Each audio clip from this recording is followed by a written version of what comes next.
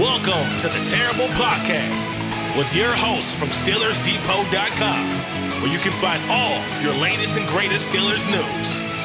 It's Dave Bryan and Alex Kozora, always lit, talking Steelers. And now, here's Dave and Alex.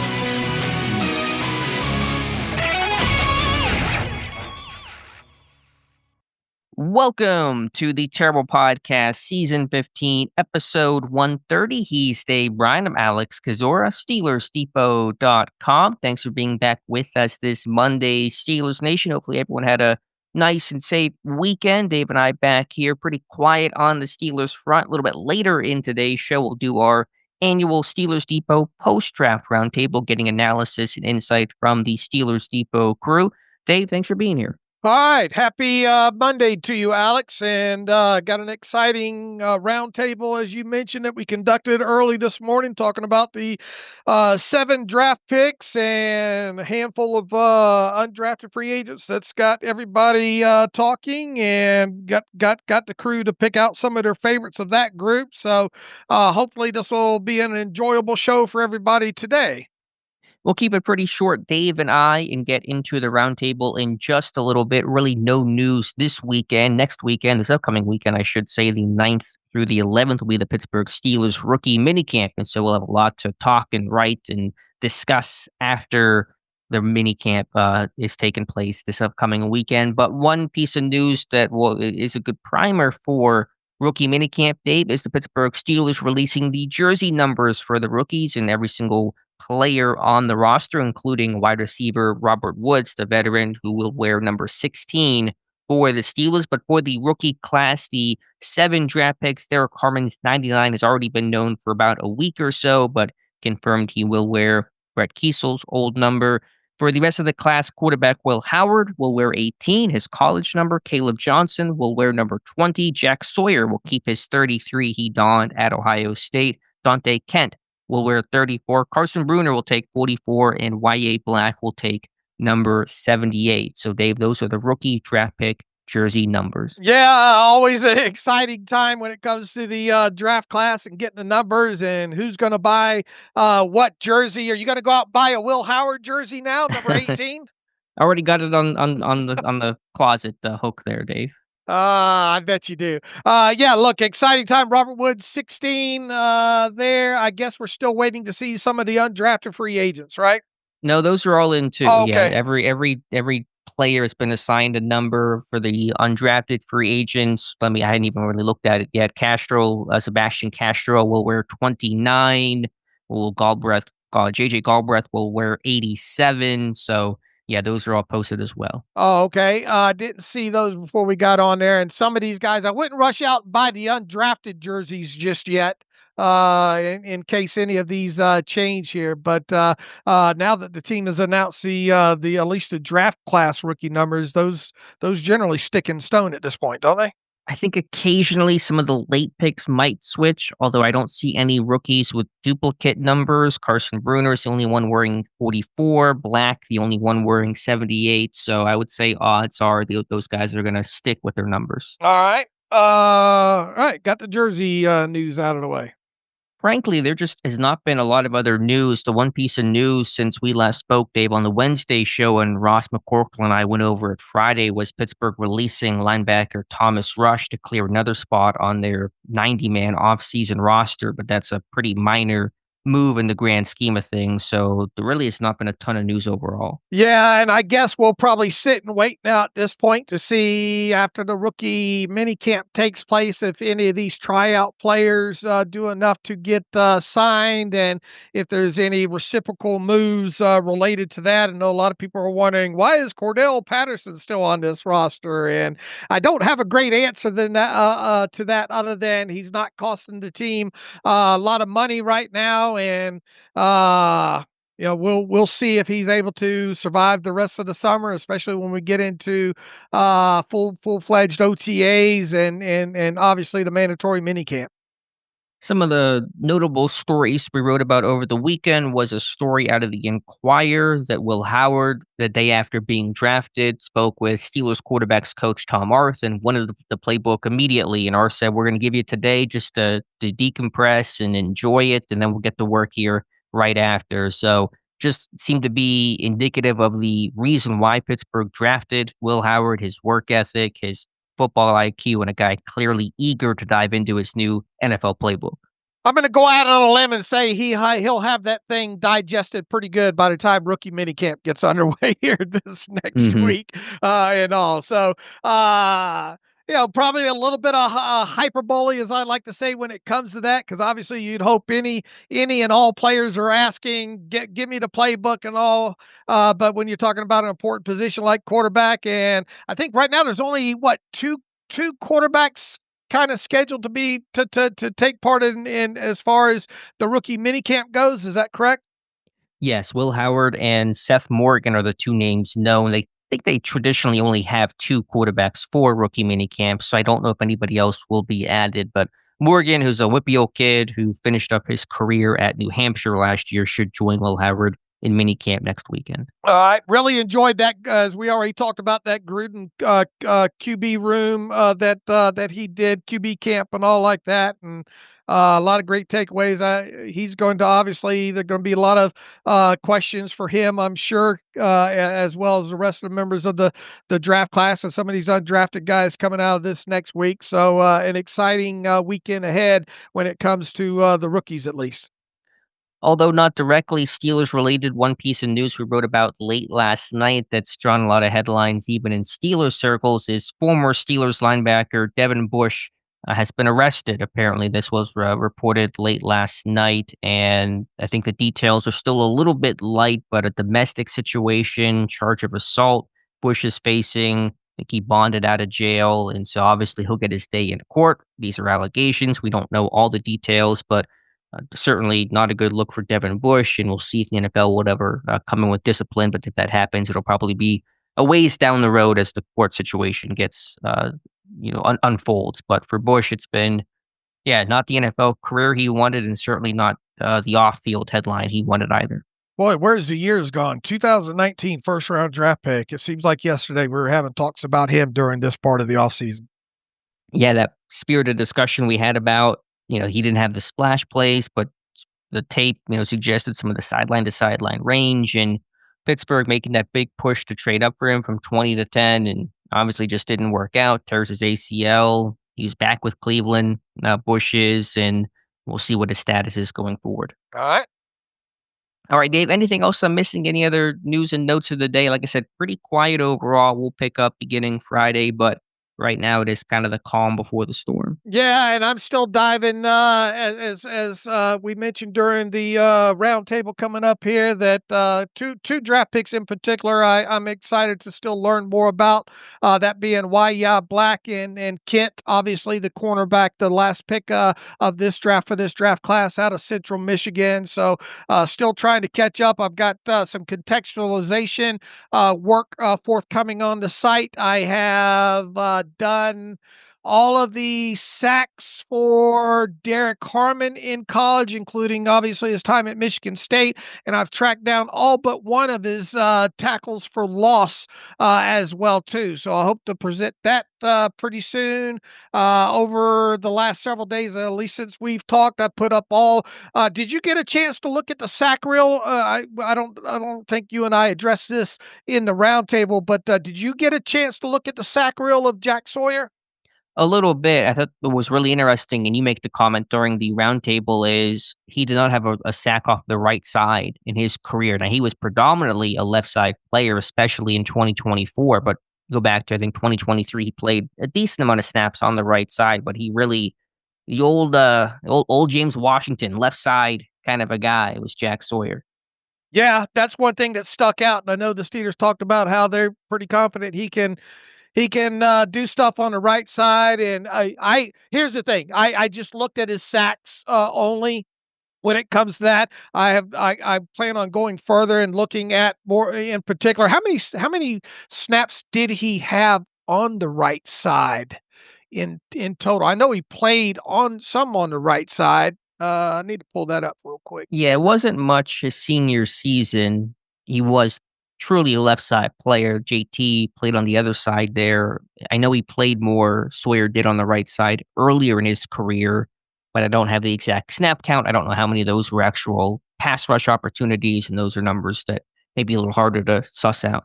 Let's see what PFF says about maybe right side. Not a lot overall. Didn't we go over some of these? I think 42 at REO, Mhm. 12 at right outside linebacker, 2 at right end.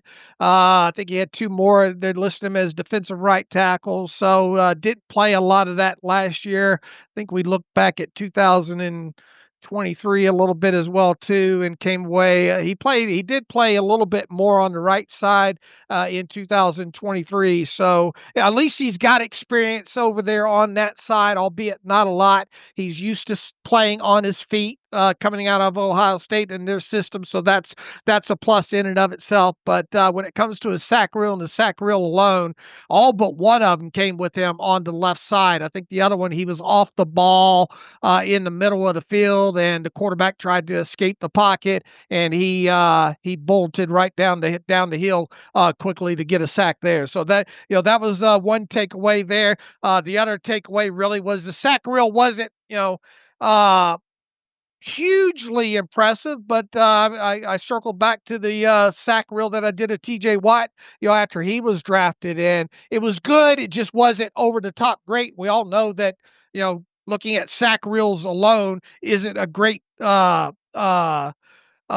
foreseer as far as what the player will be in the NFL. And we all know what the type of player that TJ Watt has turned into as a sack rusher. But I guess long and short is my takeaway is I you know he's not a bad pass rusher, at all. And I think that, a lot of talk being about his play against the run, and that's fine. I think he's great against the run, but maybe he's not getting enough credit as a pass rusher.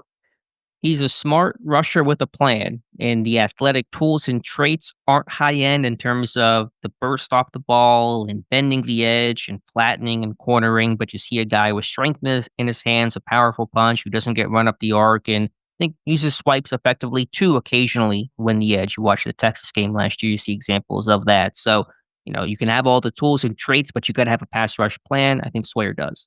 All right. Don't want to give away too much stuff that we talk about in the roundtable here. Yeah, so let's just dive on in, Dave. Let's go to the roundtable today. We had a couple of Steelers Depot crew members on, and Ross McCorkle, Joe Clark. You guys know them from the Depot Dive every Tuesday. Also, Melanie Friedlander and Jake Brockhoff joined Dave and myself in reviewing and recapping and offering their insight on the Steelers draft picks. Let's take a pause and come back with a roundtable. And welcome back to the Terrible Podcast. As promised, top of the show, our Steelers Depot Roundtable post-draft edition. Have a great cast of crew on the show today to talk about the Pittsburgh Steelers' 7 draft picks and the undrafted free agents. Have Ross McCorkle, Jake Brockhoff, Melanie Friedlander, Joe Clark, and of course, Dave and myself. May do a part 2 roundtable. Not 100% sure. Some people couldn't make it today. Still some power outage issues in the Pittsburgh area, but we'll be light on our feet here. So let's just dive right on in with the Steelers' first selection at number 21 overall. There was so much debate. Would it be quarterback? Would it be defensive line? It ultimately was defensive line with Oregon's Derek Harmon, the 21st overall pick. Joe, let's start with you. Your reaction. Were you surprised it wasn't quarterback over defensive line, and your thoughts on the Harmon pick overall? Yeah.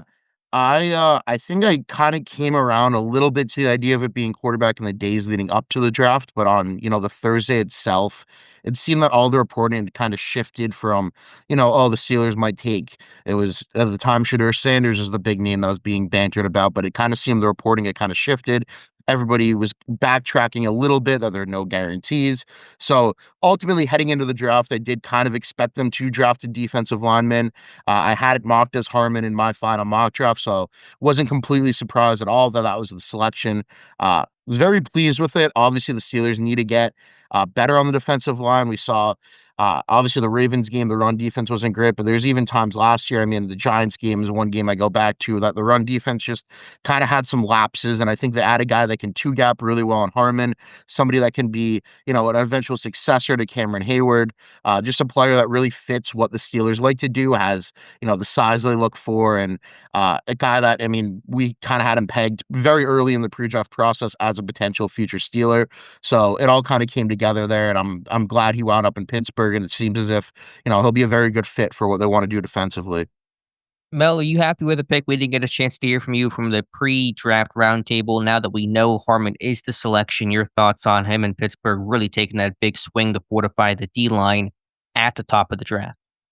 I could not be more thrilled with that pick. I was begging for a defensive line in the first round. I mocked Harmon to the Steelers in my mock draft, and I don't think we ever really thought they were going quarterback in the first round. They just didn't. It didn't seem like a real thing to me, even though all the analysts and mock geniuses were talking about Shadur Sanders. So I couldn't be happier with the pick. It really felt like the Steelers didn't reach on this one. And that was my biggest fear, that the need for quarterback would drive what they did in the first round. And I'm just so pleased that they got a player that, hearts and smarts, fits them from a scheme standpoint. He's going to have a chance to learn under Cam Hayward. It just really couldn't have been a more perfect situation. I'll go to Ross on this. I haven't posted it yet. Been busy with a few other things in my personal life here, but I have pulled all of the Derek Harmon college sacks going back to 2022, and I have found all but one of his tackles for losses that I'll be posting as part of the contextualizations here on the site here for everybody, all listeners and staff to be able to see here very soon. And I think one of the main things ahead of the draft when it comes to Derek Harmon was the missed opportunities, especially when it comes to the sacks. He had a nice pressure rating when it came to getting after the quarterback. Probably would have had a handful of more run stops as well, if not for the missed tackles. What in the selection of tape, I guess, Ross, that you've seen so far, do you think that's the biggest? One of the issues when it comes to Harmon is just having to clean up some of the opportunities that he's getting. And is this, at least in the meantime, a piece that's going to help the whole? In other words, having another guy over there that's good against the run up front, going to be beneficial to those other guys, the outside linebackers, and obviously Cam Hayward and hopefully Keanu Benton as well. Yeah, so addressing the first question there first, I think that is part of the biggest issue with him at the moment. I think it kind of goes hand in hand with his missed tackle issue in general, just kind of failing to finish on opportunities both as a pass rusher and just kind of in general as a tackler. He had a fair amount of missed tackles there last year, and so that I think goes hand in hand in my mind. And I think the fact that he got 55 pressures and was able to get into the backfield that much is encouraging. And we've seen guys on the Steelers like Alex Highsmith who puts up these ridiculous pressure numbers, and they don't always translate to sacks, but we've seen how much impact that can still have on the overall defense. And so I absolutely think Derek Harmon can, contribute on this defense and help free up, some of those, maybe flush the quarterback out of the pocket into guys like Highsmith, into guys like TJ Watt, etc. And then, of course, his run defense should be a big help. He can occupy a couple of blockers at once, which is just going to free up the defense. So, yeah, I absolutely think Harmon is ready to go in terms of contributing on this defense pretty much right from the jump. Jacob, Jake, what is the biggest thing to stick out? Probably as a plus when it comes to Harmon on the tape that you've seen on Derek Harmon. Yeah, kind of going back to what Ross said, I think, the biggest thing for me was also just kind of the inability to finish things back there. But I think he's in a pretty good situation to work on that in his rookie year because, kind of as Ross said, he's with guys like Highsmith, Watt, Hayward on the defensive line. So he's not going to be under as much pressure to finish those sacks as much in his rookie year. And I think that'll help him a lot as he gets used to the NFL. All right, Alex. Let's go to the third round pick. Obviously, Pittsburgh not having a second round selection that is essentially earmarked for DK Metcalf as part of that trade. So Pittsburgh knew they were going to take running back. It was a question of just who it was going to be. Ultimately, Caleb Johnson out of Iowa. Ross, let me go to you. Was it surprising to see Johnson be there at 83? He was projected to go higher, but running backs can still get pushed down from a lack of positional value. Your thoughts on Johnson's quote unquote fall and his fit in Pittsburgh's offense? Yeah, I think the NFL in general kind of waited on the running backs. It was only 5 or something like that over the first. How many were taken before him? I can't. 5. Yeah, Johnson was the 6th running back selected. Yeah, and so I think a lot of people expected. Like I remember the term running back bonanza on day 2 was thrown around, and that didn't really come to pass. It really kind of started there at the top of day 3, and so yeah, I was surprised that Caleb Johnson was available, a running back. I think that the Steelers kind of brought in a lot of, your speedier backs that weren't necessarily their classic big body guy that they look for. They were able to find a big body guy who is still kind of has that explosive trait about him. And so it was kind of the best of both worlds. And as we saw with Arthur Smith after the pick in his press conference, seemed very pleased, called it a perfect fit, said the word explosive like 5 times. So I think they're thrilled.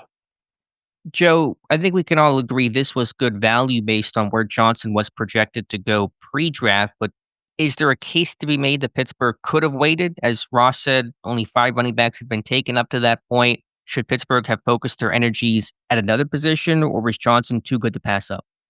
Yeah, I'm kind of in the camp that Johnson is too good to pass up. I mean, we saw that there's that run on running backs a little bit earlier on day 3. So, yes, they probably could have waited, but running back was a clear need. It was a position that they had really focused on pre-draft. And getting somebody like Johnson that, as you said, was, projected to probably go mid-second round. I mean, I was shocked that he was still on the board. And he's a player that just is such a perfect fit for Arthur Smith's offense and what the Steelers kind of want to do with running the ball. He gives them a bigger body to go along with Jalen Warren and Kenneth Gainwell in the backfield.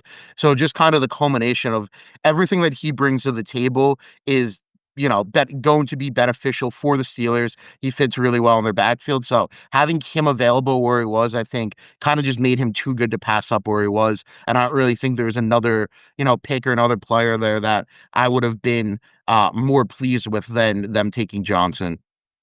I wish I would have had more conviction to stick with my thought that there might only be 5 running backs. That was my fault. I threw Dave off the trail. I blame Alex for that when I was going through all these teams, thinking, well, is this team? How many teams are actually? Because everyone's right. It was termed this running back bonanza. That even if you don't need a running back, this is a class that you should draft a running back early here. And even I was even if 5 or 6 had gone off the board like it ultimately did there, I still wondered if Caleb Johnson might be part of those of that group that went before 83 anyway there. But and most people know my stance on fungibility of the running back position here, but I have had a chance to go and look at he had a nice explosive run rate of 20 plus yards or more in college, one of the better ones when it comes to this running back class. You'd like to see the 10-yard explosive rate be a little higher than it was, and plan on going through more of his runs throughout this thing to see why maybe that was as low as it was. But I think I'll go to Jake on this. Have you seen much of Johnson in pass protection situations and or pass catching type situations out of the backfield? And what are your views on him when we're talking about situations with the football not in his hands? Yeah, I think with his size, I think there's a bit that could be worked on there, but I think with his size, it gives him a good base. So that's not really something I'm too worried about. He is pretty explosive. He's not the most agile player with the ball in his hands, so I think in the passing game, he could still have a role. I wouldn't really count on him to be a like in a third down scenario, I think Jalen Warren's going to get a lot more of those opportunities, especially as Johnson's career begins. But I do think there's a lot of room to grow in both of those regards for him. Dr. Mel, what did you know about Caleb Johnson before the draft, and what have you learned about Caleb Johnson since selected 83 overall?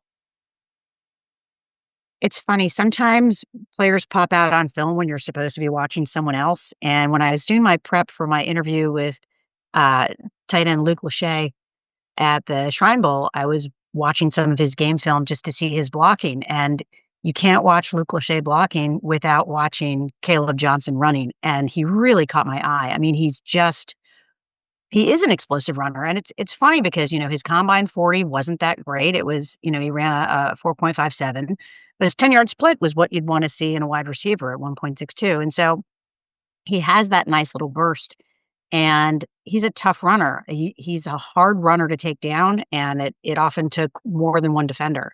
So that's what really popped in the tape for me.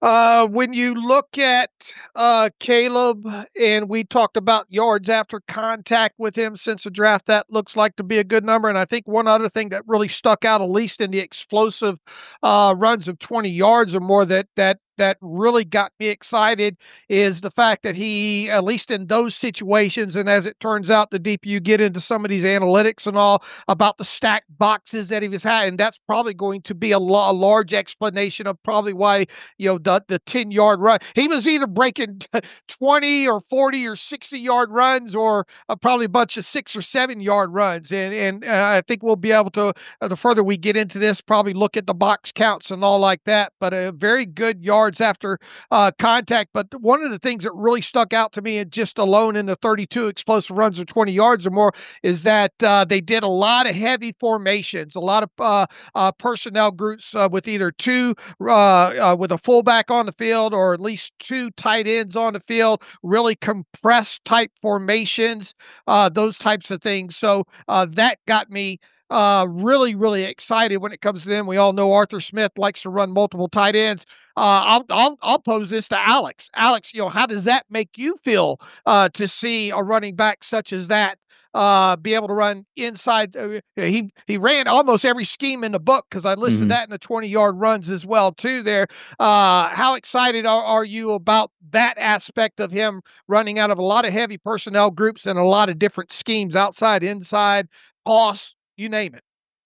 It was one of the themes of the draft day where Pittsburgh had a lot of clean projections. I wrote about this Sunday for the site. And obviously, the NFL draft is art, not science. There's no guarantees, but the less projection that you can make with a guy going from college to the NFL, not just broadly speaking, but to your system, to your scheme. When a guy in college will do very similar things he did there as he will with your team in the NFL, it reduces the risk and increases the chance of success. That can be said for Derek Carman, who played in a 3-4 odd system. Jack Sawyer played stand-up linebacker. And for Caleb Johnson, who ran a fair amount of outside zone, ran out of pro-style formations with tight splits and multiple tight ends. And so it does clean up that projection for Caleb Johnson. No guarantee of success, of course, but I do think it's going to help the evaluation and accelerate learning curves for guys like Caleb Johnson.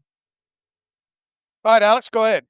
Yeah, let's go now to 4th-round pick Jack Sawyer, the edge rusher from Ohio State, and one name that we didn't talk about much. We didn't discuss the edge position too often in the pre-draft process, but you can certainly, I think, understand why Pittsburgh took Jack Sawyer and why they focused on outside linebacker. Jake, let me go to you. Your thoughts on, were you surprised to see edge be taken, especially relatively early, the 3rd overall selection Pittsburgh made, the 4th-round pick, and your thoughts on Sawyer, the player, overall?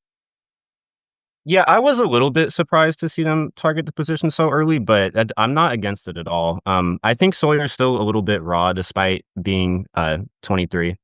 But I mean, you saw how bad the defensive line was getting gashed, as we've mentioned earlier, towards the end of the season. So I don't mind the idea of adding to it, even with the 3rd selection, even after going defensive line with the 1st pick.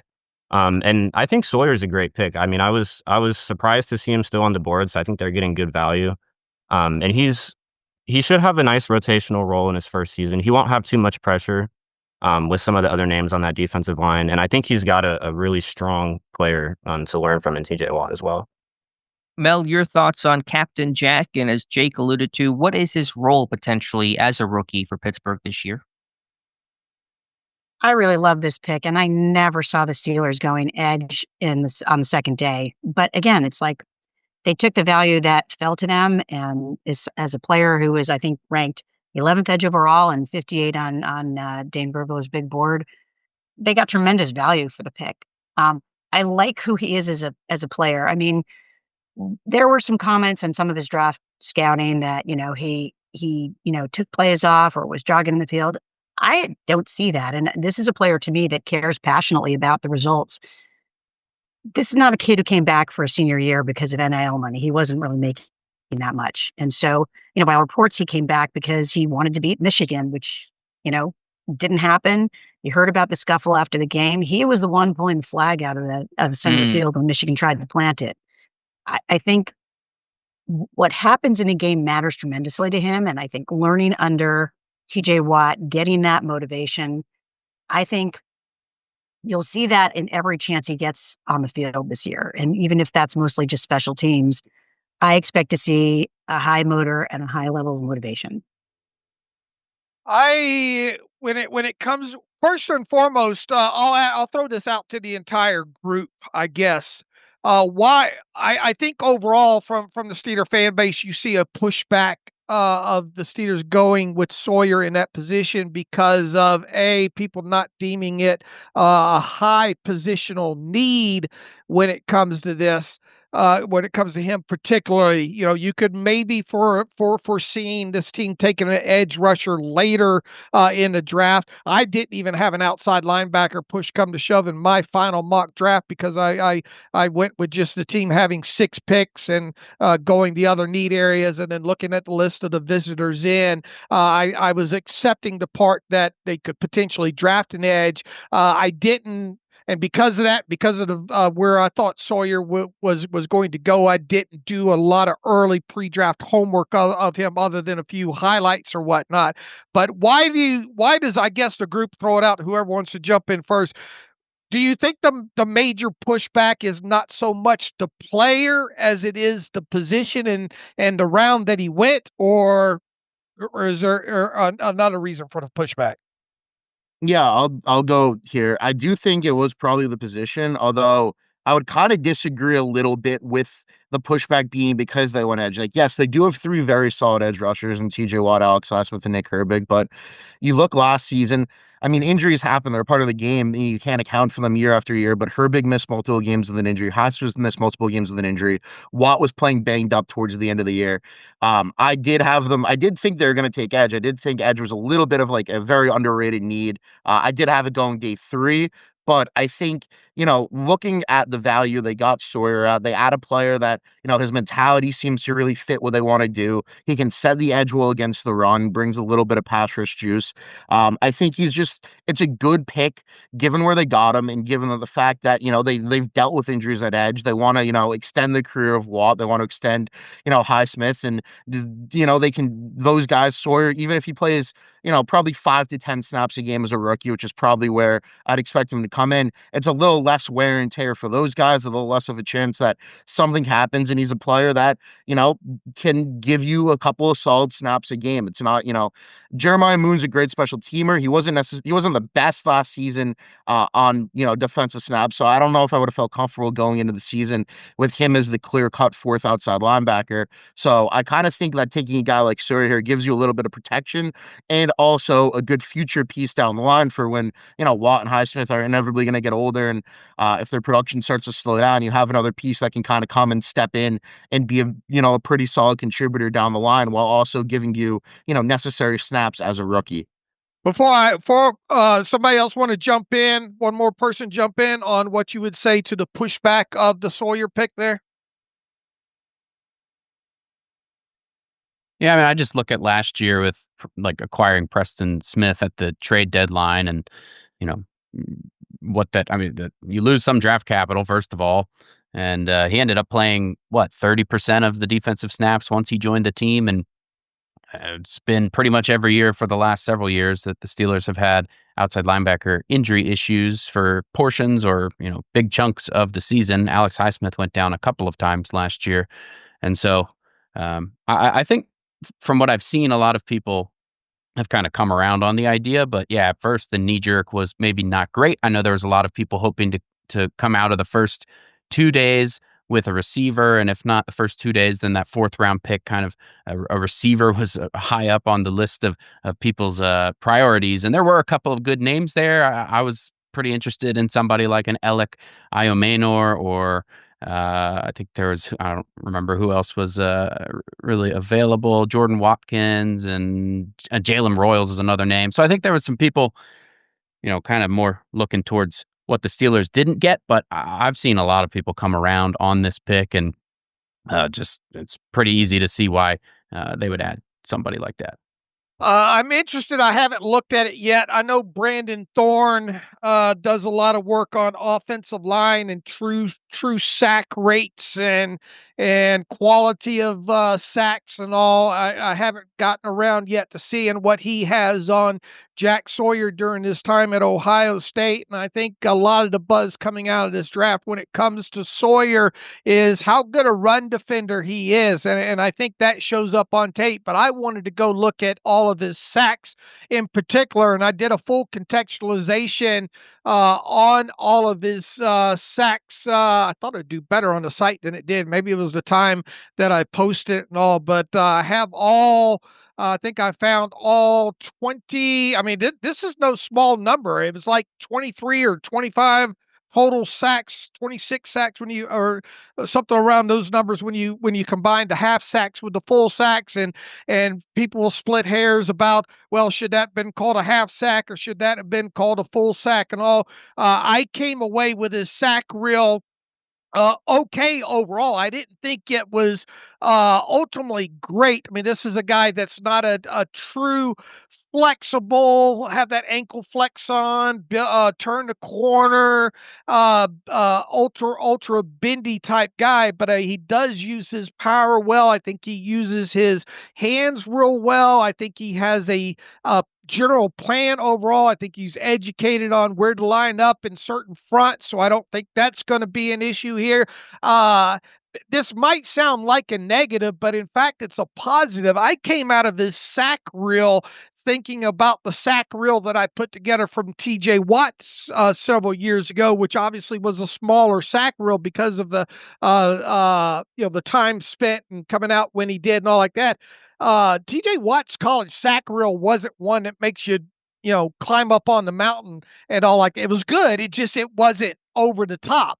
And if a guy like him can progress at the NFL and become the player that TJ Watt's become, makes you kind of wonder, being around guys like TJ Watt and learning, there should be some room for development there. And when you look at, I know PFF isn't the all end all do all, and some people get aggravated when we talk about PFF grades and all like that. But this is a guy that his total run defending grade, I believe, at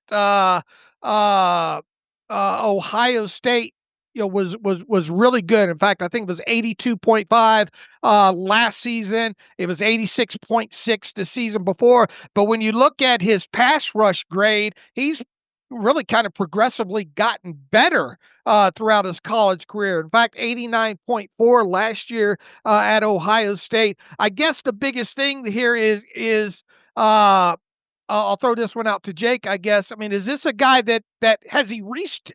Do we think he's at his ceiling as a pass rusher at this point from what you've seen on tape? And if not, do you think he can progress? And another thing is, it stuck out is he was a left side guy. I know the coaching staff said that he can play both sides, but he was predominantly left side, and we'll have to see him try to progress on the right side if indeed that's the plan for him. Go ahead, Jake. Yeah, that was one of the things I noticed. I think that was something that you mentioned too, Dave, in your contextualization about almost all of his sacks coming from the left side. But I do believe he'll be better as a run defender, but I wouldn't say he's reached his ceiling as a pass rusher yet. He wins with power, which is something he excels at in the run game as well. But I think he's pretty good with his hands, and I think there's definitely room for improvement there. As you kind of mentioned, he did get better as his career went on at Ohio State. And one other thing that I really liked was I think it was 4 fumbles he forced when he was getting back there and getting sacks in college. So, when he's getting back there, he's not just looking to bring down the quarterback. He's going to try to rip that ball out as well, which is something I like. So I think I wouldn't say it would match up to what he brings as a run defender, but I do think there's definitely some more room for growth as a pass rusher for him. Obviously had that big takeaway in the game against Texas and all, and returned that one for the fumble and all like that. Mel, I'm going to throw you a curveball here. If I'm going to take you away from the positive side, give me some things that maybe would concern you the most about Jack Sawyer from what you've watched. That's a tough one. I think probably his bend and flexibility. We've watched the more successful Steelers edge rushers, get around the tackle and get around the edge to the quarterback, and I want to see that more from him. He's disruptive at the line, but I just wonder, like, how much will his lack of flexibility be a factor? All right. And he should be a good guy on special teams. I mean, we should see him as a core special teamer, at least starting out. Hopefully, the health of the position and all only requires him to maybe play 5 to 10 snaps a game, like Joe said. That's kind of where my head's at on him. He's a guy that should be able to get snaps during his rookie year on defense, even when they're not injuries, just for the sheer fact that he's an experienced guy. He comes off as a very smart guy, very motivational guy. I mean, heck, this could be a future captain of this defense, depending on how things shake out with the roster moving forward here. So, Alex, with that, I'll let you pick up things here. Sure, really good discussion on Jack Sawyer. Let's go to the 5th round, though. Pittsburgh making a small trade down with Kansas City and then using that selection to take Iowa's Y.A. Black. So the double dip along the defensive line. Big 330-pound defensive lineman Carl Dunbar noted he's versatile, but the team seems to be intent on playing him at defensive end, more four-tech than, say, nose tackle. Joe, start with you. Your thoughts on the double dip, and is it surprising to see this team, at least their initial plan, to be playing Black at the end as opposed to more nose tackle? I do like the double dip. I mean, we've talked about how this defensive line needs to get better, and it doesn't hurt to add youth. I am a little bit surprised why they're planning to play defensive end. I think his technique needs a lot of work to be able to stay full time as a defensive end. I think he kind of fits better as a nose tackle, and I do think it was a little curious on the day after the draft.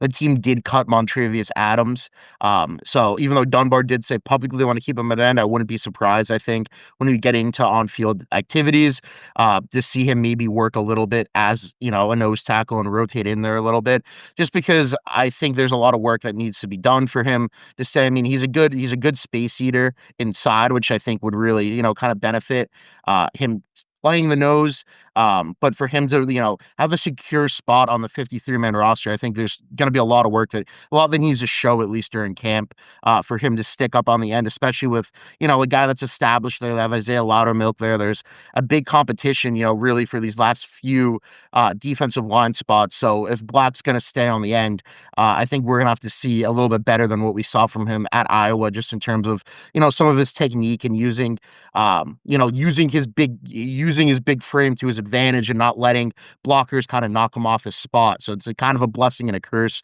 for him. But I do like the double dip, and I think, because of the size and because of some of the things that he has shown, I do think it's, worth a pick to see if he can develop. But I do think he's probably a little bit better off suited on the inside.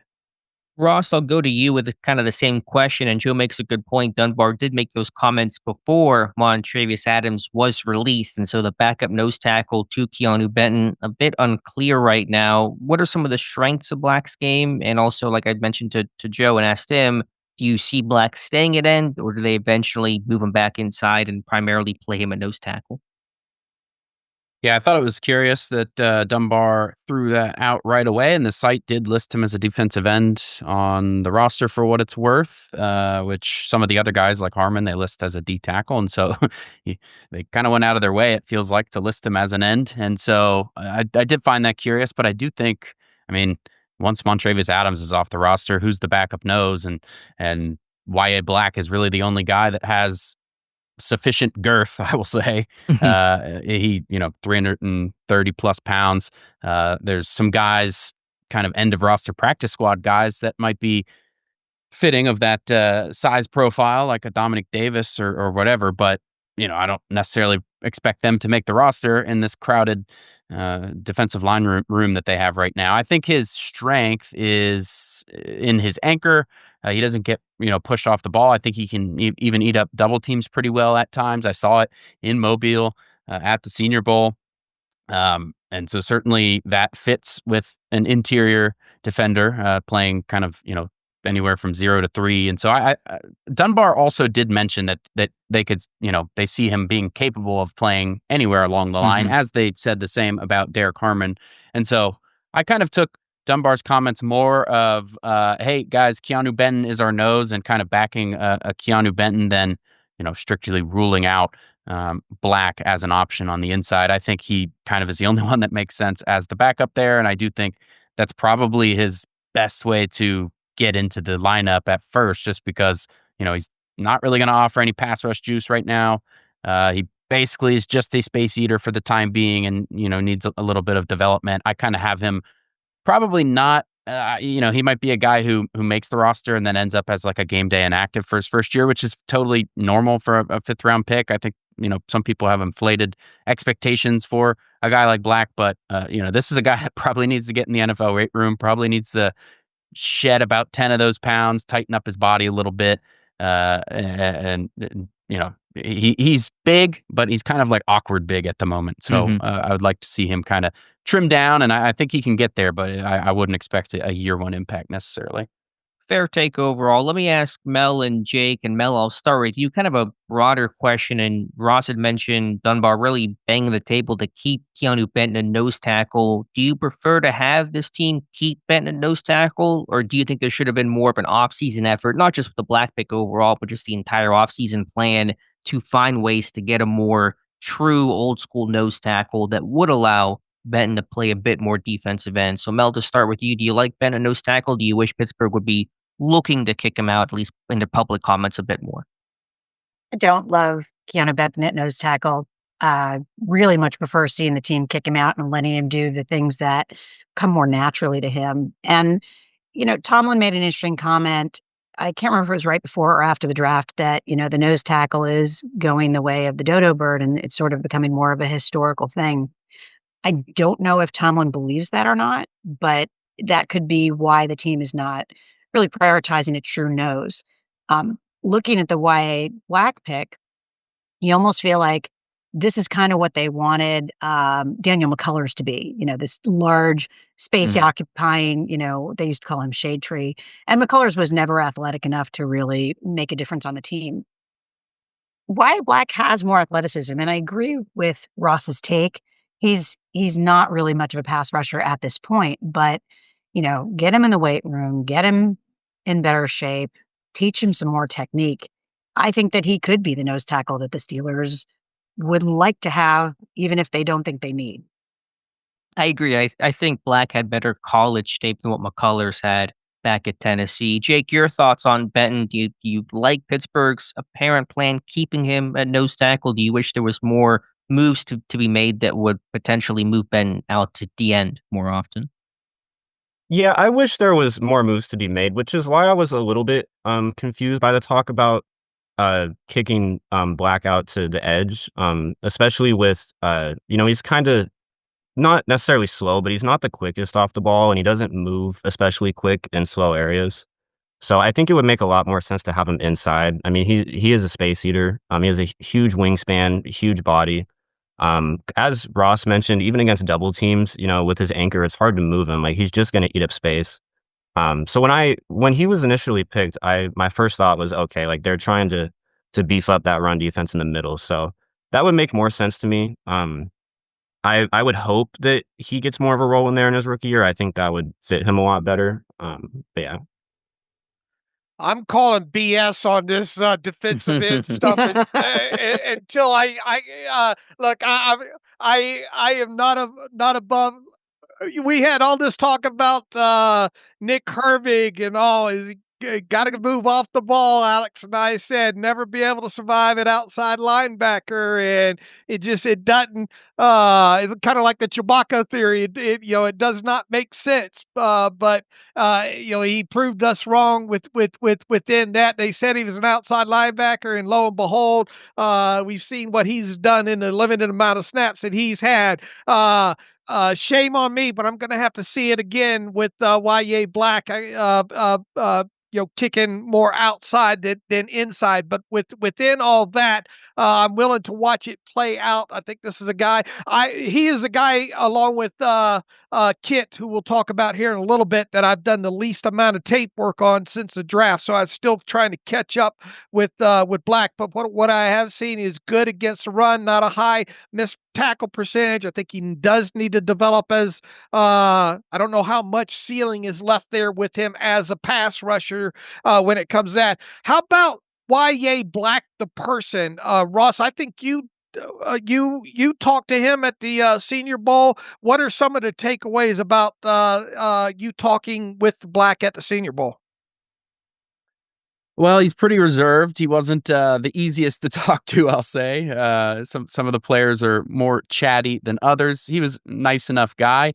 I think the Dane Brugler's report on him, they said he kind of came out of his shell a little bit as a senior, and they described him as, quote, cerebral.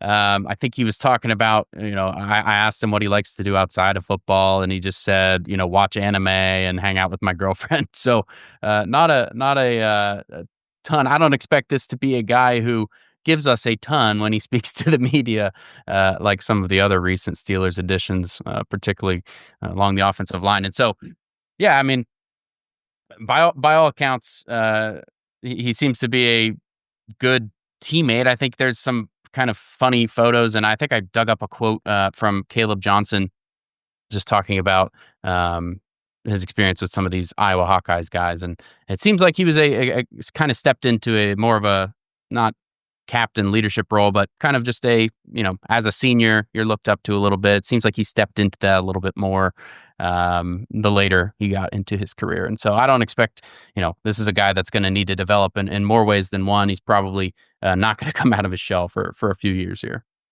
Alex, we got a new quarterback in Pittsburgh. We do. It is Will Howard from Ohio State, and Dave and I have talked about Howard extensively, a lot before the draft, but certainly after the pick was made. And again, I think it was good value there. There's some excitement, or at least me. I won't speak for Dave here, but am I getting too excited about the Will Howard selection? Am I getting too starry-eyed with him? Joe, your thoughts on a team taking Will Howard in the 6th round? Yeah, I mean, I think it's a very solid selection. He's a guy that, again, quarterbacks like running backs went a lot later than I think we kind of thought they were.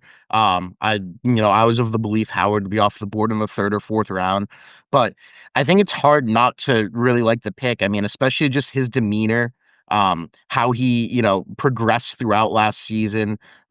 Just really, as a leader, and the intangibles are really there. And the way he throws the football, obviously, it's hard not to get at least a little bit excited that you got a guy that looks like he could potentially at some point down the line hold his own as a starter, as a 6th round pick. So I don't think you're, getting ahead of yourself with it. I think it's a pick that everybody should be at least a little bit excited about it, because even if he does end up as a long-term backup, I think he at least projects to be a very solid backup quarterback, which is pretty good for a 6th round pick. Like that's what you're looking for. So, good pick there. And again, I mean, I think their draft as a whole was pretty solid, and I really like the value of them getting Howard in the 6th. Jake, what should year one expectations be, if anything, for Will Howard, assuming Aaron Rodgers signs eventually? What is Howard's role? What are you looking to see out of him, even in the preseason and training camp in his rookie season? Yeah, it's tough to say in year one, especially if Rodgers is in town, because I would imagine the Steelers, with their familiarity with Rudolph, would have him as QB2. So it probably wouldn't be much of a role for Howard. I'm excited to watch him play in the preseason, though. I really like this selection. As Joe talked about his leadership, that was one of the first things the Steelers mentioned in their press conference right after selecting him. He got better after that incident against Oregon in the regular season. But he played his best football when the lights were the brightest. He ran the table in the college football playoff. dominated the number one team in the country in Oregon. So I'm excited to watch him play in the preseason. I hope he does get a role because I legitimately can see him, especially if Rodgers doesn't sign, but that's a conversation for another time. I could see him having a decent sized role with this team. I think the Steelers are really high on him. I think he was great value in the 6th round, especially compared to where some of the other quarterbacks were drafted. So yeah, if Rodgers is in town, I'm a little worried that he won't play too much, especially with Rudolph there as well. But I think he'll be one of my favorite players to watch in the preseason for sure. Alex stumped very hard for Will Howard during the process, and Alex is of the or had been of the mentality of if you can't get a franchise guy one early, then don't take one at all. But he came around to look.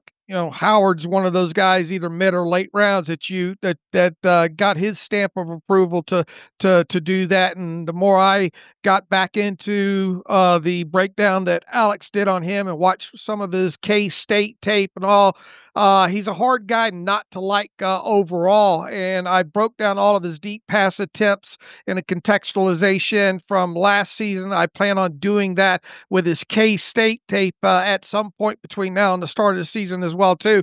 I thought his deep ball was adequate enough. There is the concerns about the arm strength overall. I think Steve Paluzio came out with maybe a reason why Howard fell as far as he did. Heck, I had him going in a 3rd round. I think a lot of people were maybe surprised he even made it past, I guess, the 5th or whatnot. I guess I'll go. Let's go to Mel on this one. Why do you suppose Will Howard was still on the board in the 6th round of this draft in a quarterback class that wasn't deemed great overall? I am absolutely mystified by that. In my mock draft, I had the Steelers taking Kyle McCord because in the 4th round, because I figured Will Howard would be off the board by then.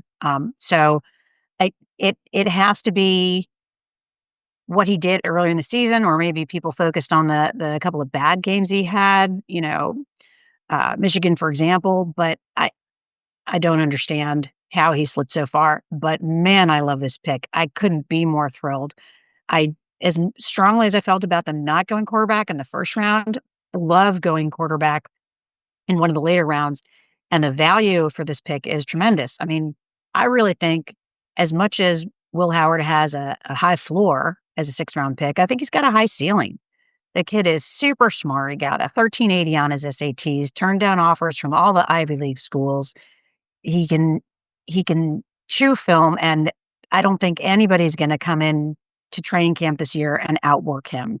He's excited to be in Pittsburgh. He's excited to work as hard as he can, and he has everything to prove, but not in a angry chip on my shoulder way, just a pure enthusiasm way.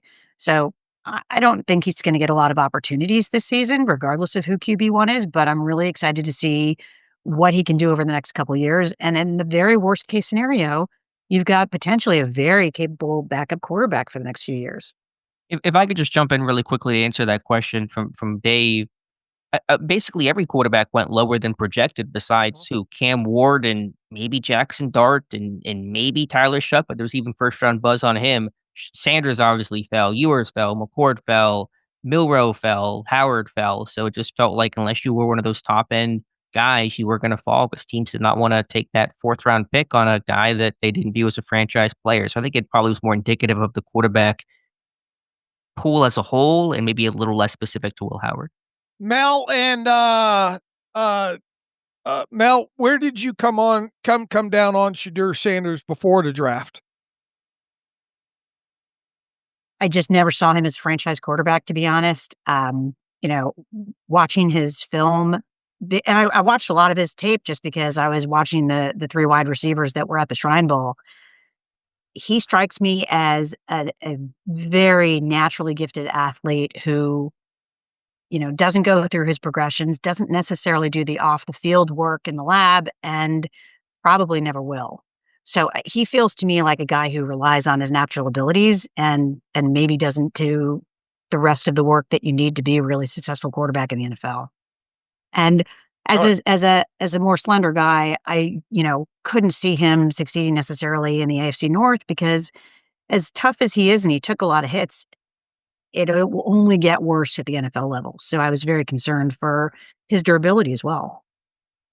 Were any of you kind of stumping for maybe not necessarily in the first round, but second, third, fourth, fifth? Were any of you kind of saying now's the time to take Shadur Sanders? Because that's going to be one of the things that just globally everything's watching at this point. We all know what a big story the Shadur Sanders thing came. A lot of people are. I mean, heck, when Dane Brugler has a guy as high as that, and maybe second round, and then to have the fall that he had, that's obviously going to be everything that we watch as Steeler fans because of him being supposedly linked to the Steelers so hard, and then him obviously landing in Cleveland now, and trying to watch that going forward there. Were any of you seriously stumping for him to be the pick as time went on, maybe not necessarily in the first round? I wasn't, because once he gets into the lower rounds, then you're looking at his potential as a backup quarterback, and you've got the entire circus coming to town with that. I mean, you see Deion Sanders is already going to the Browns and explaining why he should be their starter. And I didn't have any issues with him at the Shrine Bowl, on camera, off camera. He was the same guy, polite, gracious, good with his teammates, good with the coaches. He's not a bad guy, but the amount of crazy and chaos that comes along with him, it's never going to be worth it. Anybody else want to jump in? Were any of your other guys honestly stumping for him? I was pretty surprised by the time certainly past the third round, but once the third round came around, I was fairly surprised. That's still within range where, okay, this is reasonable. The Steelers needed to get their defensive lineman in the first round, but I kept coming back to just the fact that some of the local reporters stated in plain, without room for interpretation, that the Steelers had a first round grade on Shadur Sanders. And if you have a first round grade on a quarterback, and quarterback's the most important position, and you don't have a future franchise quarterback, a first round grade is a first round grade. It doesn't matter how weak this quarterback class is perceived. And so I kept coming back to the fact, okay, well, if the Steelers have a first round grade, and I kind of been taking the local media at their word, then yeah, I don't see why they would pass on a guy like him in the third round. I could see why you might do it in the first. Defensive line is certainly a pressing issue, and I think Harmon was better value overall.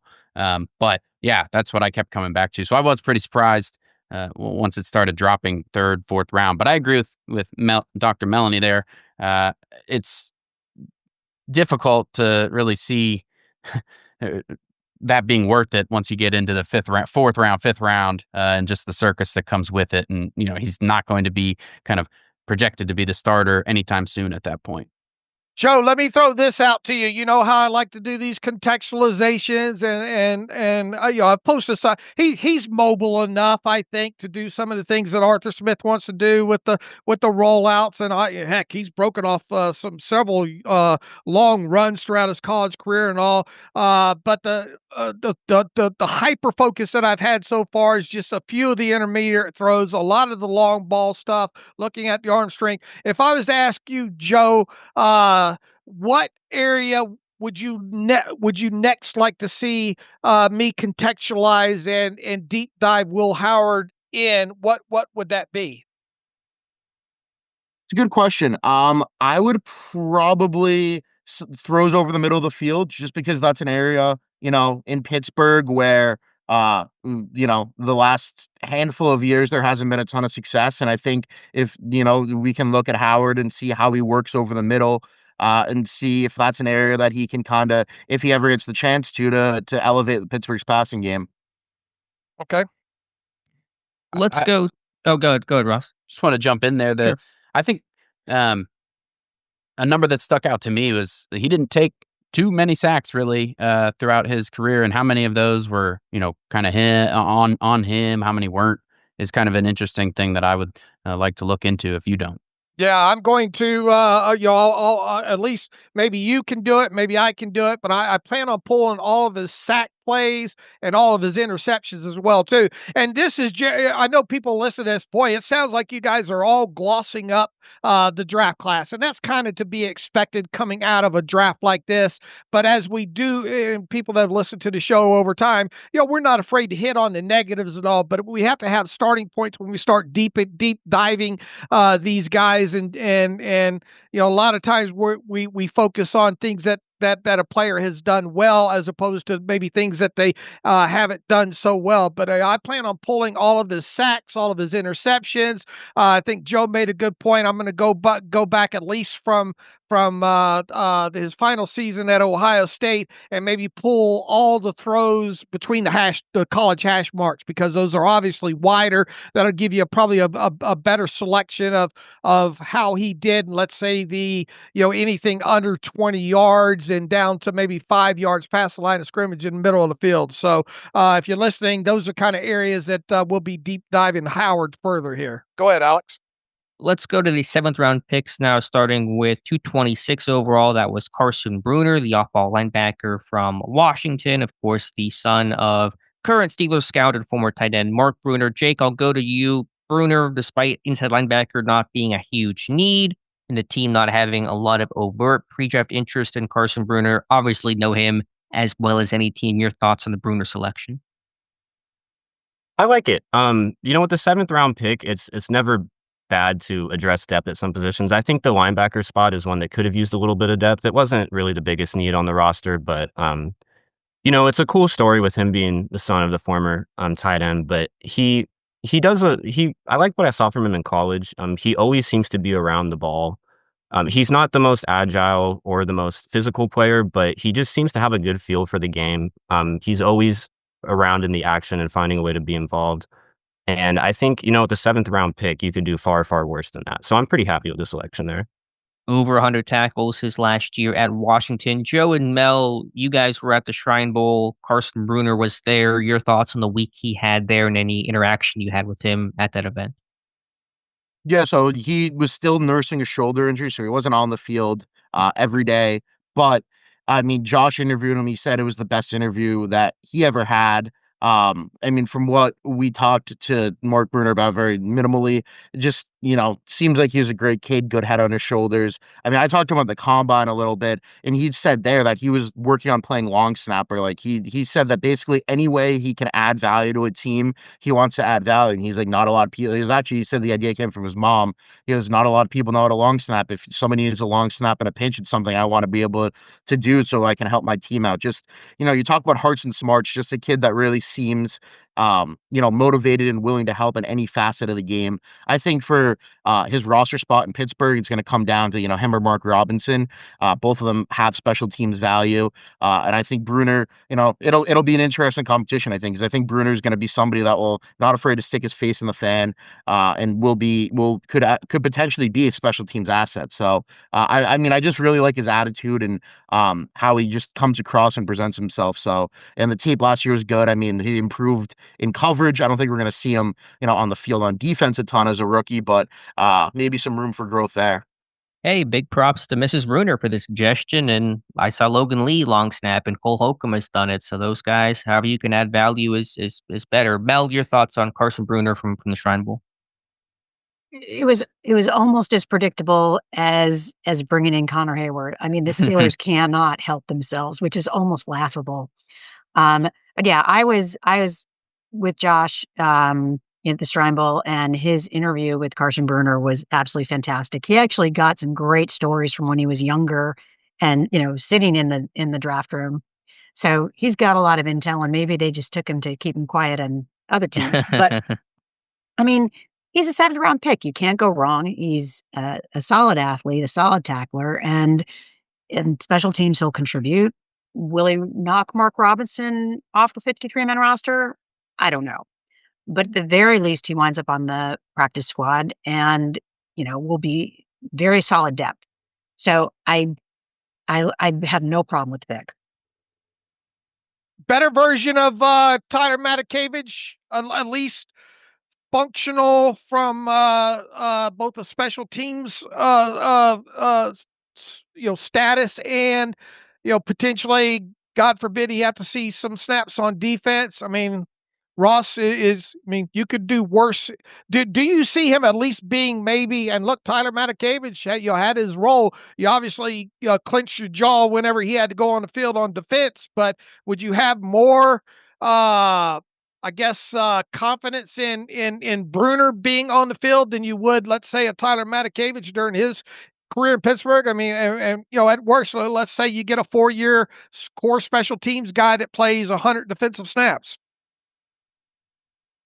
Yeah, and he was a team captain for his final year there at Washington, I believe. And so is this a guy who could become, that next, like you just said, Tyler Matakevich, a special teams captain and at certain points in his career? Or, once Miles Killebrew moves on from the team, is Carson Bruner a guy who could take over that long-term kind of special team staple type of role? I think there's potential for that. I'm not going to go ahead and say he's, going to be better than Matakevich right now, because I think Matakevich had a pretty good career as a special teamer. And so, but yeah, I like his potential in terms of, I think he does have slightly more to offer on the actual defense. He's more of a kind of run stuffer, but I think he has, some athleticism to work with, a little bit more than a guy like Matakevich. So yeah, I think overall I'm optimistic, but it is difficult to see him kind of beating out a Mark Robinson. And if he doesn't do that, then what's his path to the 53? And it might end up being practice squad and a guy that gets elevated a few times for, filling in for special team stuff throughout the season, just because I think Alex kind of talked me into it on Friday's podcast or whatever that was. Mark Robinson had those back-to-back games with forced fumbles last year on special teams, and that is something you can't really look past when putting together a special teams roster, and especially with a guy like Matakevich no longer on the roster. I think stability in those special teams units will be important. Could be a 2 dogs, 1 bone situation come training camp. Let's go to the last draft pick, a 229 overall, a player who I think we all had to do some homework on after the pick was made, Dante Kent, the cornerback out of Central Michigan. Joe, I'll start with you. Your thoughts on the Kent selection, his fit, and potential path to making the 53. Didn't he have about 229 tackles to match his? Alex, I saw you deep dive that. You and I had that conversation. Mm-hmm. My God, I didn't really. Where did he rank in cornerbacks with tackles for a college career?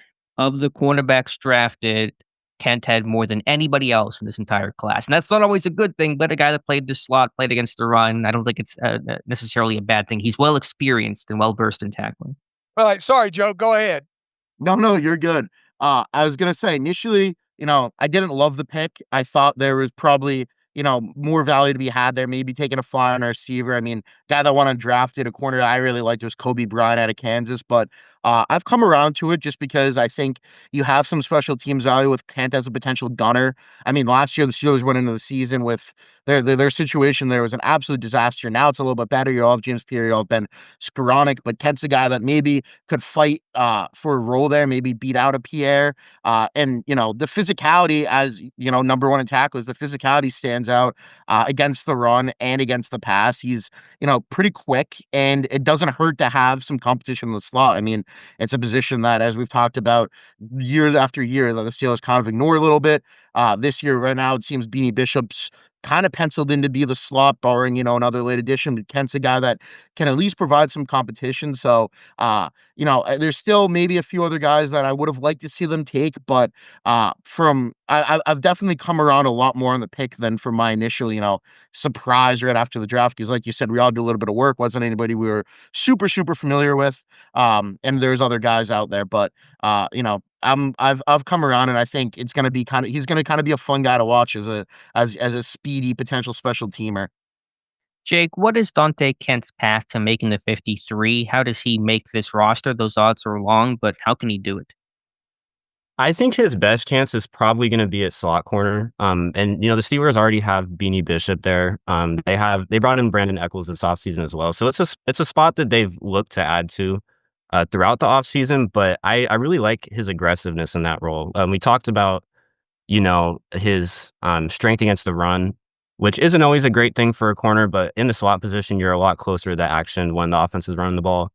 And he's very aggressive. He jumps a lot of routes. That kind of got him in some trouble at college. I know he got burned a few times. He is pretty athletic, so he is able to make up that ground at times, but he'll be at risk of getting burned there, especially against better NFL competition. But I really like the aggressiveness he brings to the table, and I think getting that kind of mentality out of a seventh round cornerback is never a bad thing. But I think he can return punts. We'll see where the Steelers go in that regard.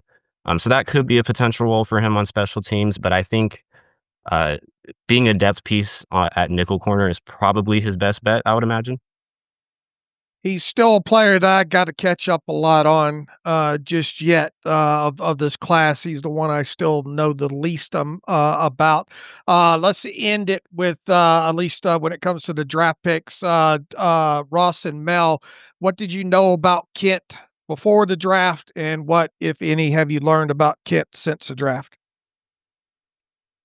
I knew absolutely nothing about him before the draft, and I'm just playing catch up now. So again, he's the player in the new Steelers draft cast I know the least about.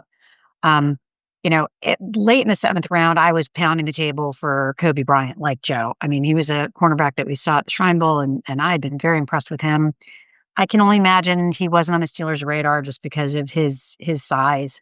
And I think that when it comes to Kent, the Steelers like that. He has probably more experience playing in his own scheme and at different positions. I can't remember the last time the Steelers let a defensive player return a kick or a punt, so I just don't see him getting used in that way outside of training camp. But again, you're taking a flyer in a late seventh round. It'll be interesting to see what he does in training camp. Ross? Yeah, I had not heard his name prior to him being drafted, as I think most people would admit. There was just looking at the mock draft websites, and you can kind of see who mocked different players in different places. There was one guy on the entire internet who had Dante Kent getting selected somewhere, and so yeah, I think it was kind of unknown to a lot of people. And I'm not extremely well versed on his tape yet, just clips here and there. But one thing that intrigued me, just looking at his just kind of scouting his counting stats there, only 2 interceptions compared to 46 passes defense. So I want to look a little closer at, his ball skills. Is he like a, well, that's just an unusual ratio to me. If you're around the ball that much, you'd think you'd nab a couple more than 2. And he had a couple of seasons, 14 passes defense, 15 passes defense in 2021 and 2022, and only 1 interception between those 2 seasons. And so I want to examine that a little closer. But I still have a lot of work to do on Kent. In those 2 picks came, I think, his first 2 seasons in college. Didn't have one over his final 3. Really quick, the last thing I wanted to ask you guys, we can kind of go down the line. Joe, I'll start with you. Pittsburgh signing, I think, officially 7 undrafted free agents and 8th. I don't believe it's been officially announced by the team yet, but I thought it was a good class of undrafted players. Who is your favorite or most intriguing UDFA to watch in the summer? Again, Joe, I'll start with you. Yeah, I was kind of torn between 2, Sebastian Casher and JJ Galbraith, but I'm going to go with Galbraith just because, it seemed early in the pre-draft process, the Steelers kind of had a big focus on tight ends. I know at the Shrine Bowl, they were watching tight ends closely. They did sign Donald Parham, but I do think it's a room that they kind of look to improve a little bit this offseason or want to improve.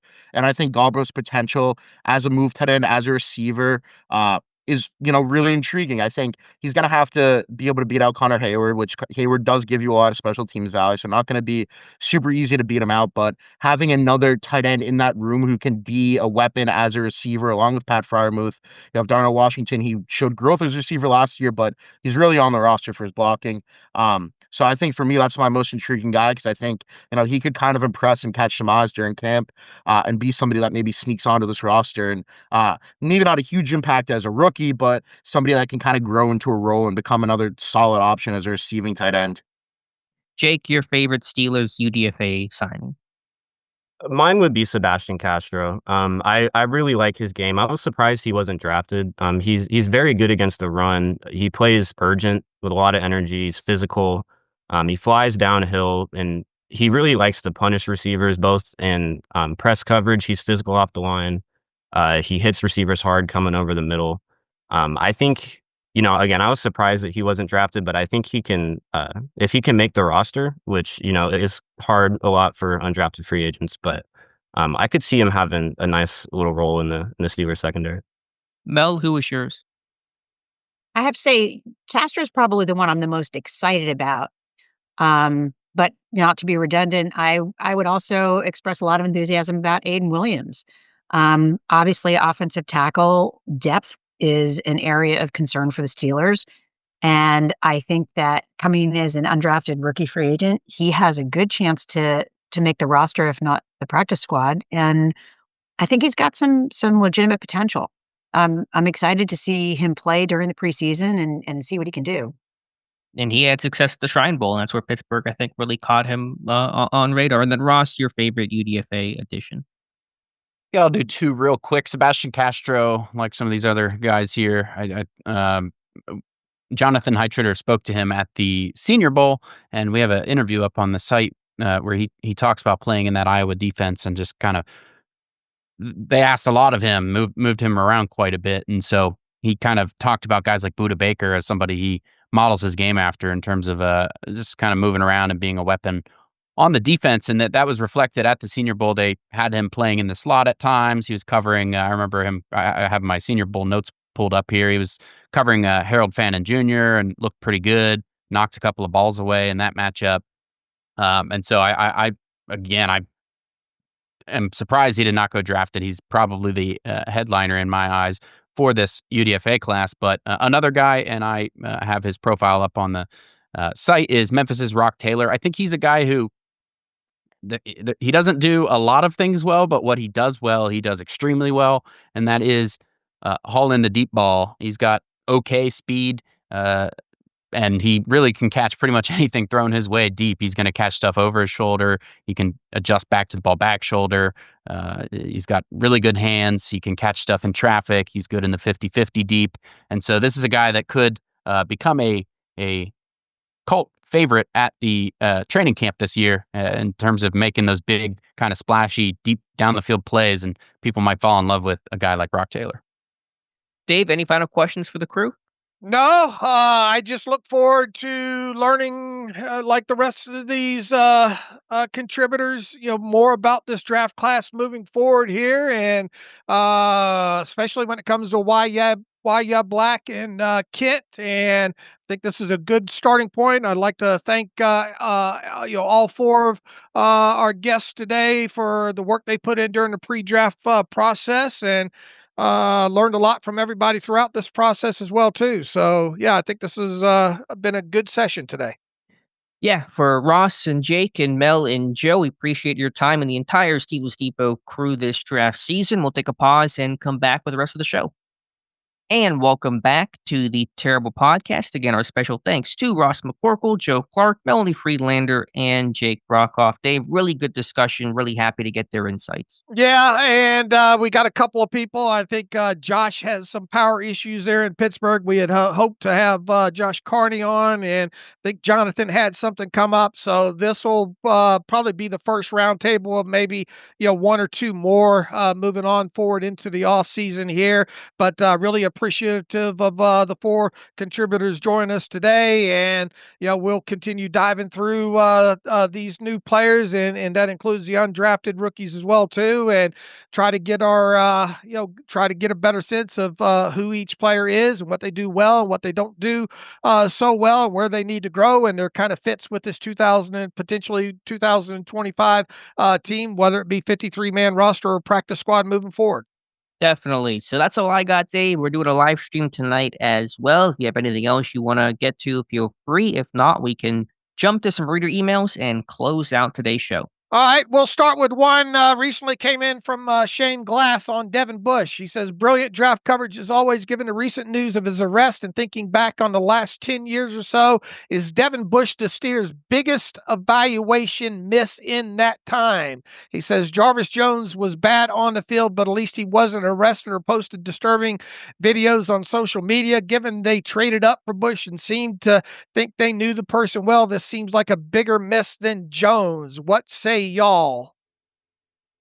He's up there, obviously, and that's a really good case to be made for it. I still put Jarvis Jones in that top spot, though, because you saw a guy that ran a lot slower than expected. We talked actually recently about his sack reel at Georgia that was not impressive, and they weren't the high quality sacks. And I felt like Pittsburgh was excited about a guy that wasn't athletic and didn't really actually have quality tape. And so that's the one that really kind of confounds me of what they saw in this guy, of why he thought he'd be a potential star. Shane does make a good point, though, that you did trade up in that draft to go all the way up to get a guy like Devin Bush. And I mean, it's hard.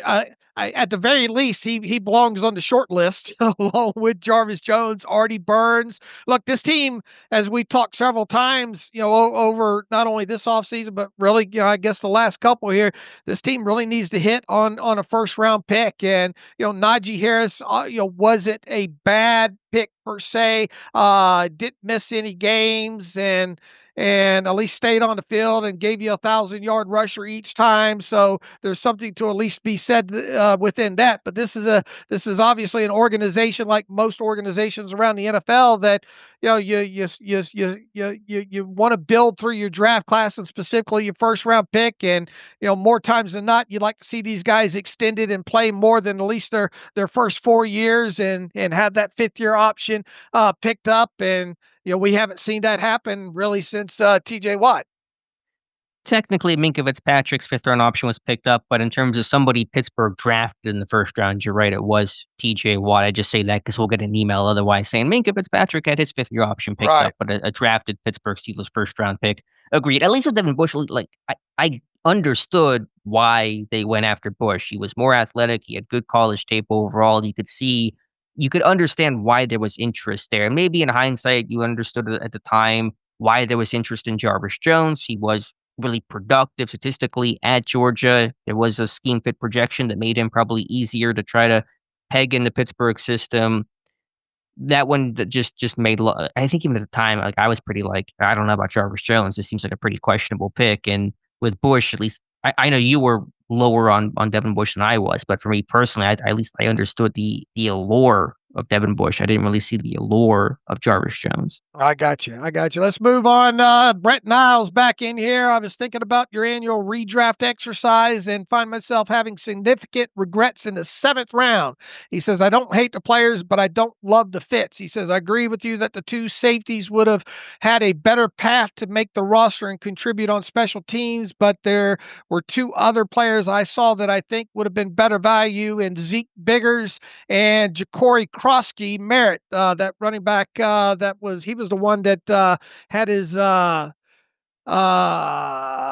eligibility in question that shined during the Shrine Bowl and all like that. He says Biggers was a guy that you identified as having the Steelers body type ever since they traded a 4th-round pick to draft Loudermilk. I think you find that body type in the 7th. You should probably grab it. He says Krosky Merritt was a starting caliber running back. He fell in the draft because of the depth and the eligibility issues, but any draft that you'd been at least a 4th-round pick. Let's see. Currently, it looks like you're going to go into training camp with Patterson on the roster, and at the moment, you don't have a running back signed for 2026. He's a little bit different body type than your other backs. Crowley, Merritt, and Johnson would have given you a nice 1-2 punch and likely eliminated running back as a need for a couple of seasons, he says. Hopefully, we get to training camp and Bruner and Kemp become camp darlings and make us forget all about this. But right now, it feels missed opportunity, especially because I'm pretty sure you could have signed Bruner as a RFA, he says. So he seems to be more upset about the 2 7th-round draft picks and would have went different areas with essentially the Steelers double dipping at the running back position. I think he might have a better argument maybe for Biggers than Krosky Merritt. But then triple dip at defensive line. At some point, you just got to let the guys you have compete, and then distributing reps is more difficult to do. I mean, I get it. I talked about some of the guys I'd rather have taken than Dante Kent, those safeties that the reader mentioned, and Hunter Wooler, who apparently might play more linebacker for the Colts, and Dan Jackson, who went right after to Detroit. But I don't know, a double dip at running back, a triple dip at D-line with only 7 picks is a harder sell for me. All right. Yeah, I mean, you get into, is he meaning to not draft Black and maybe get Biggers later? I don't know. It's all hindsight. But I mean, we're talking about 2 7th-round guys, and I mean, you obviously in the draft exercise because the rules, the way we do all that, two back to back like that, and it gives you the whole pool of not only the players drafted in the 7th round, but undrafted guys. And I would imagine, depending on who you ask, you get a lot of different ideas of who maybe those final 2 picks should have been.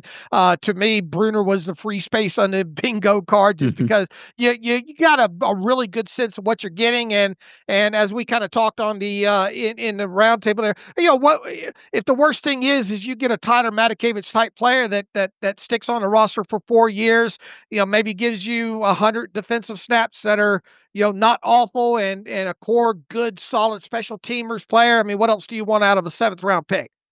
Sure, even on Dante Kent, I don't want to discount what he could do as a gunner. Could he push James Pierre with that combination of speed and tackling? Dave, your comment the other day inspired me to look at, we mentioned this during the roundtable, Kent's tackling numbers, and no drafted cornerback had more tackles than Dante Kent, and it was by a pretty wide margin. Now, I know that's not always indicative of how good of a corner you are, but he played a lot of slot. He's playing against the run, and he was a number 1 corner that probably faced top receivers. And just the point is, his tape is good as a tackler, and so when you can tackle well and you can run, you can play on special teams, and we'll see if he makes a push that way. Yeah, definitely going to be needling you through training camp about where Kent's lining up at, how he's playing on the defensive side of the ball, and probably won't get a better sense of the special teams aspect and potentially gunner specifically, until we get into preseason. But his path to the roster might indeed revolve around whether or not he can win one of those gunner spots. Agreed. All right, Gregory Hoffman. We'll take one more here. Too early next year's thoughts. He goes, first, great job on the draft coverage, seeing how the Steelers have so many compensatory picks next year. It makes perfect sense that the Steelers trade up to get the first-round quarterback. And with draft being in Pittsburgh, the crowd and fan base will go nuts if that's the case. This almost seems like this was planned by the Steelers to fall this way, or am I giving the front office too much credit? That's going to be, obviously, Gregory, the big talk between now and the draft next year in Pittsburgh, and the draft compensatory collateral that they have. And I think there's 2 elements to this. We don't even know what the draft class really, we think we know. We got some names to watch and all like that. Is Arch Manning actually going to do enough on the field to make himself and actually declare in the world of NIL? If he has a great season, and is unequivocally the number 1 pick, he might come out. But we've seen this time and time again with the quarterback class, is we think it's going to look one way going this time of the off season, and we get to the end of the college regular season, and it looks entirely different when it comes to that. So I think that's one aspect of that. But regardless of who maybe does and doesn't come out on top, is viewed as maybe a consensus top quarterback in the 2026 quarterback class, I've started to see several people start to break this down, Alex, on Twitter, and it is a quite an interesting kind of side discussion, just throwing out who's going to be in this draft class at quarterback specifically, and who's going to be the top and who might be the second, and yada yada. If you look around the NFL at the teams that may or may not, you look at the teams that either have drafted a franchise, or who they think's a franchise quarterback in these last 2 seasons. You look at the teams with established veterans that you could probably cross off the list of needing a first-round quarterback. It is an interesting exercise to look at. There are obviously some question marks. I think one in particular is like Arizona, with Kyler Murray. What's going to happen there? I think the Rams, right, is another team. But I think just through objective reasoning, the teams, at least where we sit right now, that might be looking for a first round quarterback early in the draft, that list isn't very long. And Pittsburgh's obviously could be within that short list. Well, there's two teams in the North probably jockeying for a quarterback next year in Cleveland and Pittsburgh, and the Browns, like the Rams, have 2 first-round picks, which will help. But who knows? Quarterback outlooks can change so much, and it's hard to say before the season even begins. But it'll be interesting to see what quarterbacks in college emerge. I know Arch Manning gets talked about so much, and there's a sentiment he's not going to declare. I'll look at Klubnik from Clemson, who had a really good year last year, and even Lenore Sellers from South Carolina, who's athletic and came on strong down the stretch. Some things to work out in his game, but those are two names that probably don't get talked about as often with the Drew Allers and Arch, obviously, but those are names I'll be watching throughout the college football season. But Gregory is right. And with this isn't the last time we're going to address a conversation around this, especially with Will Howard being a 6th-round pick and probably not going to get any, if very little, playing time once we get past training camp and the preseason and all like that. But I mean, it draft in Pittsburgh, team needing potentially a franchise quarterback, and I guess the thing that sticks the most about the email is. This almost seems, he says at the end here, this almost seems like this was planned by the Steelers to fall this way, or is he giving the front office too much credit? How would you, is this just, they're taking it year by year, to be determined? This was not manifested where Pittsburgh is intentionally waiting to take the quarterback in Pittsburgh in 2026. So there was a guy they loved in 2025. He'd be on the roster by now. And their plan was to not have to even do this. Their plan was to draft Kenny Pickett in 2022, let him be the guy for the next decade and not have to worry about drafting a quarterback for hopefully a long, long time. So it's a cool coincidence. It's a fun note if that does end up occurring, but ultimately the talent will drive the time where Pittsburgh takes the quarterback, not the venue or the location of the NFL draft. All I can say at this point, if you're listening to this, is watch the quarterbacks closely in the college season coming out, particularly Arch Manning and some of these other guys that are kind of deemed to potentially be top of the class. And watch that, and obviously watch how things play around the league with other teams that could be questionable with the quarterback position. Yep, we'll be watching too. All right, I think that's all we got. A little bit, I don't know, we're about 2 hours in this show, and that included a roundtable, and we talked jersey numbers and the other news that's out there. Hopefully this week we'll have, haven't even checked this morning, the salary cap sheet. I'd imagine some of these undrafted free agent signing bonuses are coming in, so hopefully by the end of this week we'll have all that listed. We'll have contextualizations going up, more talk as Alex and I get into this thing about some of the draft picks, particularly maybe Waya Black and Kent, and just kind of move forward with our studies on these new Steelers. Yep, again, live stream tonight, 7 p.m. Eastern time, and we'll be back on Wednesday with the podcast. All right, sounds good. In the meantime, you can follow me on Twitter/X at Steelers Depot. Follow Alex at Alex_Kozora. Follow the show at Terrible Podcast. Email the show, theterriblepodcast@gmail.com. If you like what we do and want to donate, SteelersDepot.com, hit the donate button. Also, if you like an ad-free version of the site, SteelersDepot.com, hit the ad-free button. Follow the directions that way. So until Wednesday, appreciate all of our contributors today as part of the roundtable as well, once again. And as always, thanks for listening to the Terrible Podcast with Dave and Alex.